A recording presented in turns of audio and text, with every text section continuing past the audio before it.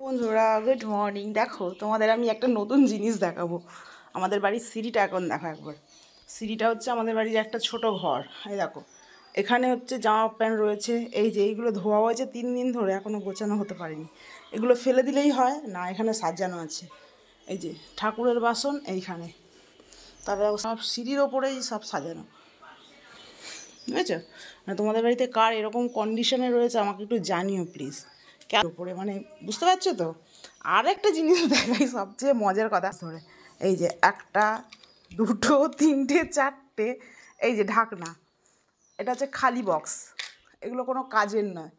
তো যাই হোক, এগুলো ফেলে দিলেই হয় হাত বাড়িয়ে। এই ঢাকনাগুলো কোন কাজে লাগবে না, যদি কখনো কোনো কাজে লাগে তো ভালো কথা। ফাঁকা বক্স কোনো কাজের নয়, নোংরা, ফেলে দিলেই হয়।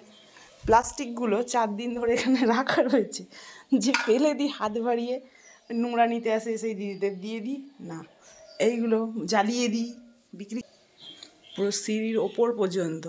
ওখানে নয় ঠিক আছে, ওপর দিকে জলের ওগুলো রেখেছে।